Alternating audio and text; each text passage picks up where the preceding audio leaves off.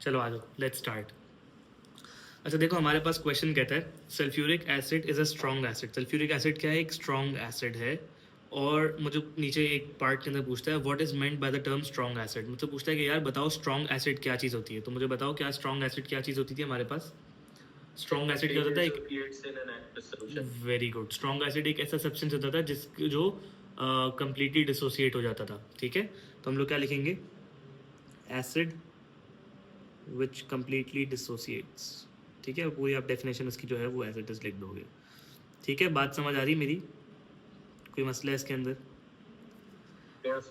अच्छा, अब देखो दूसरा मुझसे पूछता है describe how you could measure the pH of dilute sulphuric acid. देखो ये क्वेश्चन ना बहुत आता है एसिड बेसिस एंड सॉल्ट के अंदर कि पीएच किस तरह से मेजर करना है ना, इसका क्वेश्चन बहुत आता है पेपर के अंदर।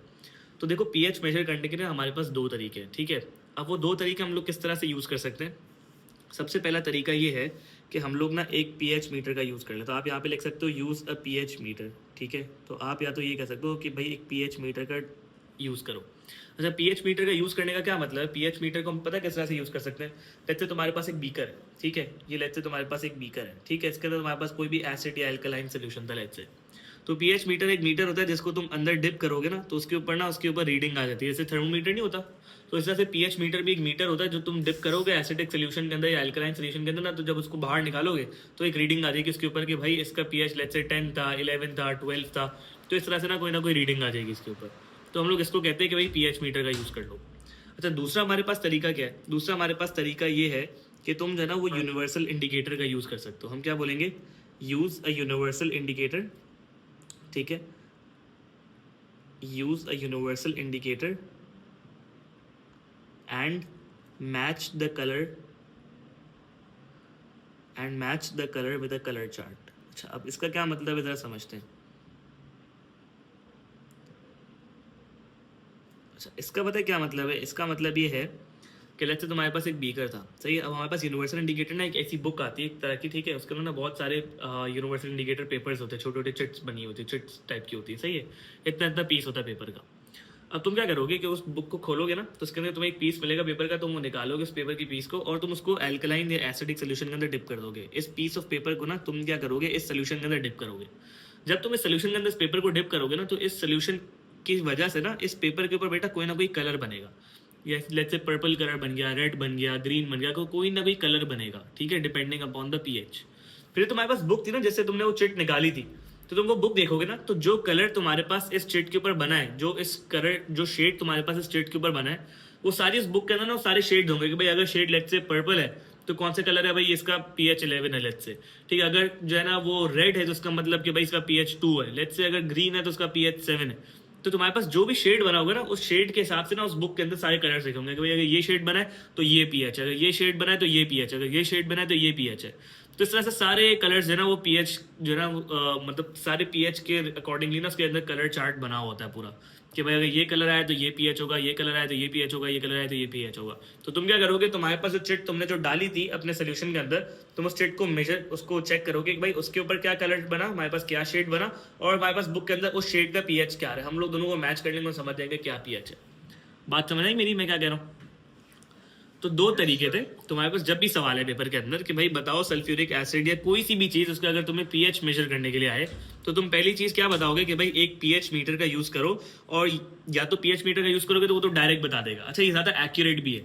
ज़्यादा बेहतर तरीका भी क्या है? पीएच मीटर का यूज़ करना है। जैसे हम लोग थर्मोमीटर अगर मैं यू करके चेक कर लूँ से वैसे यू रख के हाथ, तो उसका मतलब ये ज़्यादा एक्यूरेट होगा, थर्मोमीटर ज़्यादा एक्यूरेट होगा।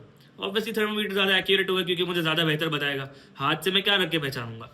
इसी तरह से जो यूनिवर्सल इंडिकेटर होता है ना वो इसलिए इतना एक्यूरेट नहीं क्योंकि बेटा कलर शेड्स थोड़े बहुत डिफर कर सकते ना। अब तुम्हें लग रहा था पर्पल, तुम्हें पिंक लगा, फिर उसकी क्या गलती है? उस पर तो कलर चार्ट में तो पर्पल का कलर पीएच लिखा होता है 12, लेकिन तुम्हें पर्पल पिंक लगा, तुमने पिंक का पीएच देख लिया। तो इसके अंदर कुछ ना कुछ एम्बिग्विटी रह सकती है। ठीक है, तो इस वजह से यूनिवर्सल इंडिकेटर इतना ज्यादा एक्यूरेट नहीं है as compare to pH meter. PH meter ज्यादा एक्यूरेट है क्योंकि वो ज्यादा मतलब डायरेक्ट डिजिटल बता देता है ना कि भाई 11 पीएच है, 12 है, 13 है, 14 है, 5 है, 6 है, क्या पीएच है डायरेक्ट बता देगा। तो इतनी ख्वारी नहीं करनी पड़ेगी। बात क्लियर हुई मेरी? मैं क्या कह रहा हूँ? तो ये हमारे पास जो है ना वो एक सवाल था। अच्छा, आज एक और क्वेश्चन देखते हैं।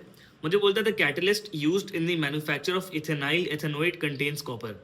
एक कैटलिस्ट है जो कि इथेनाइल एथेनोएट के मैन्युफैक्चर के अंदर यूज होता है। ठीक है, मुझे बोलता है copper reacts with concentrated nitric acid. अच्छा मैं तुम्हें एग्जामिनर की एक टेक्निक बताता हूँ। देखो एग्जामिनर ना हमेशा पता है क्या करने की कोशिश करता है, एग्जामिनर ना हर दफा सवाल के ऊपर ना ऐसी इंफॉर्मेशन देता है जिससे जिससे बच्चा ना ओवरवेल्म हो जाए।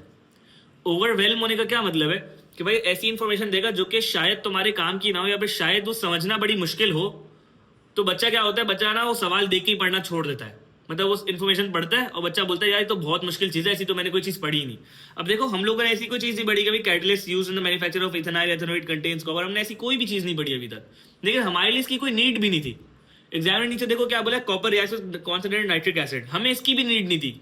एग्जामिनर से हमें एक सपोर्टिंग लाइन बता दी। अब नीचे देखो क्या बोलते हैं, complete the equation for this reaction, मतलब मुझे सिंपल बस इक्वेशन को बैलेंस करना था और मुझे कोई काम नहीं करना था। लेकिन एग्जामिनर ने क्या करा कि तुम्हें ऐसी इंफॉर्मेशन दी जिससे तुम ओवरवेल्म हो जाओ, जिसको देख के तुम सवाल छोड़ दो। तो ये एग्जामिनर की ट्रिक है, ये हर दफा करता है, हर सब्जेक्ट में होता है, मैथ्स में भी है, बहुत सारे सब्जेक्ट के अंदर है कि भाई तुम्हारे पास कोई ऐसी इंफॉर्मेशन दी हुई होगी तुम्हें जो कि तुम्हें ओवरवेल्म कर देगी, तुम छोड़ दोगे वो सवाल पढ़ना, लेकिन तुम्हें ऐसा नहीं करना, ठीक है।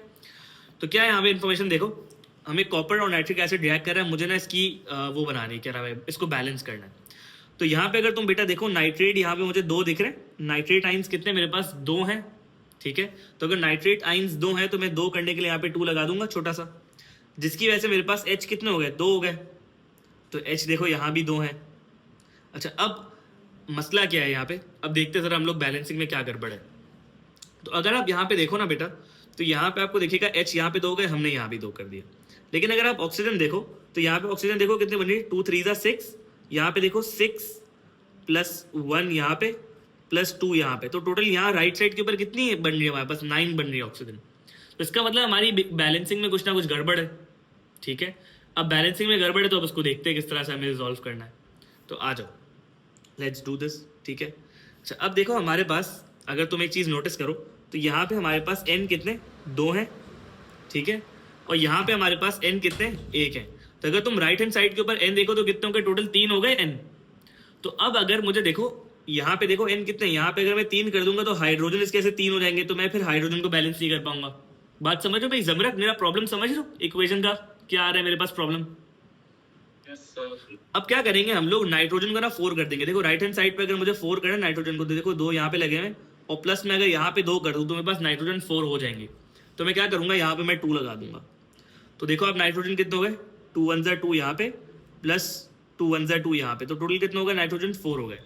अब अगर मुझे नाइट्रोजन 4 करने तो मैं लेफ्ट हैंड साइड के ऊपर क्या करूंगा, यहाँ पे 4 लगा दूंगा ताकि मेरे पास नाइट्रोजन 4 हो जाए। बात समझ आ रही है मेरी। अच्छा अब लेकिन मसला क्या है कि जब मैंने यहाँ पे 4 लगाया तो इसके से H कितने हो गए, मेरे पास 4 हो गए H। तो मुझे राइट हैंड साइड के ऊपर भी H 4 करने पड़ेंगे। H 4 करने के लिए मैं क्या करूंगा, मैं यहाँ पे 4 लगा दूंगा, सॉरी 2 लगा दूंगा यहाँ पे। बात क्लियर हुई, समझ लो मैं क्या कह रहा हूँ। अच्छा अब जरा देखो ये चीज़ कि हम लोग क्या करेंगे। अब जरा हमने देखो H को हमने बैलेंस कर लिया, हमने N को भी बैलेंस कर लिया, ठीक है। अब तुम्हें देखना है, हमें O को देखना है, ठीक है। O देखो यहाँ पे 4 3 12, लेफ्ट हैंड साइड के ऊपर O कितने हो गए, 12 हो गए। राइट हैंड साइड के ऊपर देखते हैं, 2 3 6 प्लस 2 1 2 प्लस 2 2 4। तो अगर यहाँ पे देखो तो 6 प्लस 2 इज 8, 8 प्लस 4 इज 12। तो यहाँ भी कितने हो गए हमारे पास, O 12 हो गए। बात क्लियर हुई मेरी कि मैंने इक्वेशन किस तरह से बैलेंस करी बेटा, इज दिस क्लियर। कोई मसला तो नहीं इसके अंदर बेटा समरक, मुझे बताओ। जबरदस्त, आ जाओ एक और क्वेश्चन देखते हैं हम लोग। देखो एक और क्वेश्चन बहुत ज़्यादा रिपीट हुआ है। लास्ट क्लास बेटा जहाँ पे हम लोगों ने एनर्जी फ्रॉम केमिकल्स हम लोगों ने स्टार्ट करा था, उसके अंदर हम लोगों ने देखा था कि एक्सोथर्मिक और एंडोथर्मिक रिएक्शंस क्या होते हैं। उसके हम लोगों ने बेटा कुछ बेसिक्स कवर करी थी जो हम लोग को पता होना चाहिए। जैसे कि सबसे पहली चीज़ ये कि एक्सोथर्मिक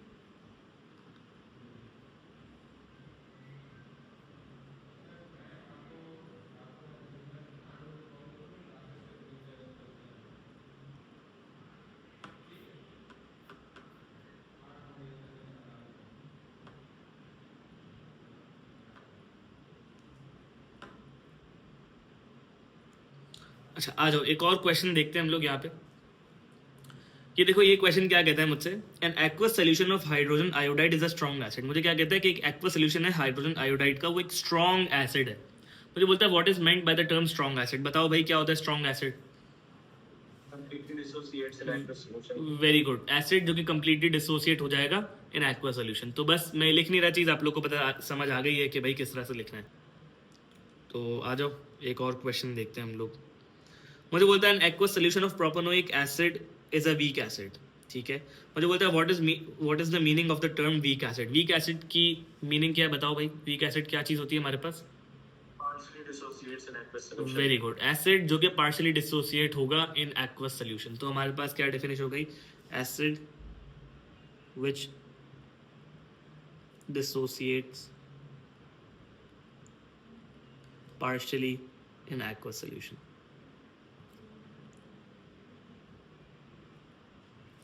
ठीक है बेटा, यहाँ तक बात क्लियर हुई? कोई मसला है इसके अंदर? ठीक है, इसके बाद आ जाओ एक और क्वेश्चन देखते हैं।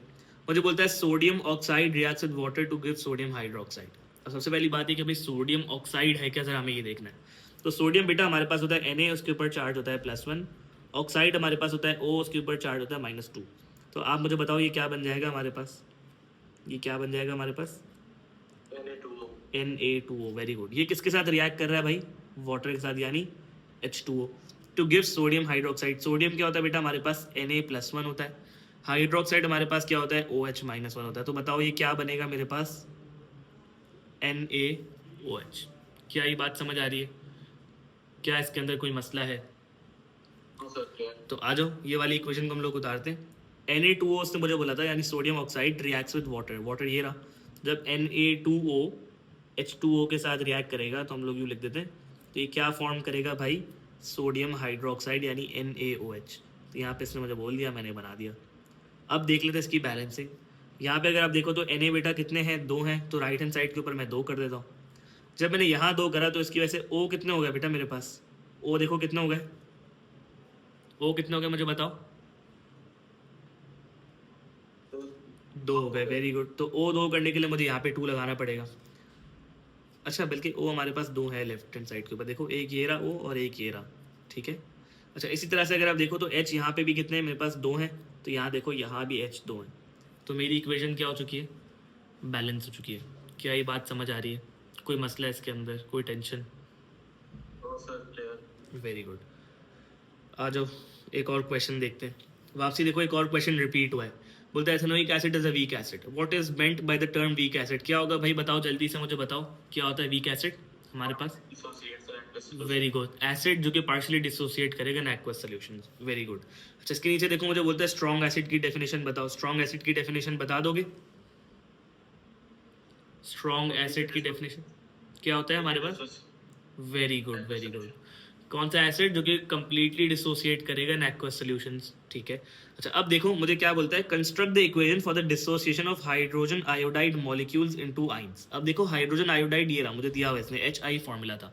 मुझे क्या करना है, इसकी इक्वेशन ऑफ डिसोसिएशन बनानी है। तो हम लोग इक्वेशन ऑफ डिसोसिएशन बनाते जैसे वैसे ही बना लेते। तो ये HI था मेरे पास। आपको पता है जब डिसोसिएट होगा तो इसका पॉजिटिव आइन और नेगेटिव आइन इसका बेटा क्या हो जाएगा? ब्रेक हो जाएगा, अलग अलग हो जाएगा। तो यानी H+ को मैं अलग लिख लेता हूँ, यहाँ पे मैं लिख देता हूँ H+, और मैं I-1 को अलग लिख लेता हूँ, मैं लिख दिया, ठीक है। अब अगर आप देखो तो लेफ्ट हैंड साइड के ऊपर भी H1 है, यहाँ भी H1 है, राइट हैंड साइड के ऊपर भी I1 है और लेफ्ट हैंड साइड के ऊपर भी I1 है। तो दोनों तरफ I और H दोनों बैलेंस्ड है। लेकिन मैंने आप लोगों को एक चीज़ बोली थी कि बेटा इन दोनों के नीचे ना, इन सब के नीचे इनका स्टेट सिंबल भी लिख दिया करो, विच इज एक्वस। तो मैंने सबके नीचे एक्वस स्टेट सिंबल लिख दिया। बात समझ आई? तो ये मेरी इक्वेशन ऑफ डिसोसिएशन बन गई। क्या ये मसला आ रहा है किसी को? क्या इस बात में कोई मसला है किसी को? ठीक है। तो बच्चे बड़ा कंफ्यूज होते हैं इस चीज़ से कि भाई वो बोलते क्या है, डिसोसिएशन, इक्वेशन ऑफ डिसोसिएशन तो हमें बनाना आती है। अगर यहाँ तक सवाल होता है तो उनको समझ आ जाता है। लेकिन बच्चे बोलते हैं यार आगे ये भी तो लिखा है कि hydrogen iodide molecules into ions, तो मॉलिक्यूल्स की क्यों बात लिखी है? ये बच्चे पूछते हैं कि यार मॉलिक्यूल्स इनटू आइंस का सर क्या मतलब है? मैं ये बोल रहा हूँ कि भाई देखो यहाँ पे HI क्या बना हुआ है, मॉलिक्यूल फॉर्म के अंदर था, हमने उसको क्या करा, हमने आइंस फॉर्म के अंदर उसको कर दिया। इसका मतलब क्या है कि हम लोगों ने यही तो इक्वेशन शो करी, हम लोगों ने मॉलिक्यूल्स टू आइंस वाली इक्वेशन ही तो शो करी हमने। तो एग्जामिनर ने सिर्फ आपको घुमाने के लिए इस तरह से चीज़ लिखी, बाकी चीज़ सेम लिखी हुई थी। क्लियर हुई बात? कोई मसला है इसके अंदर बेटा? कोई टेंशन? सही है। तो ये बेटा हमारे पास आज के लिए क्वेश्चंस थे। हम लोग इंशाल्लाह नेक्स्ट क्लास के अंदर कुछ और क्वेश्चंस देखेंगे इस तरह से, ठीक है।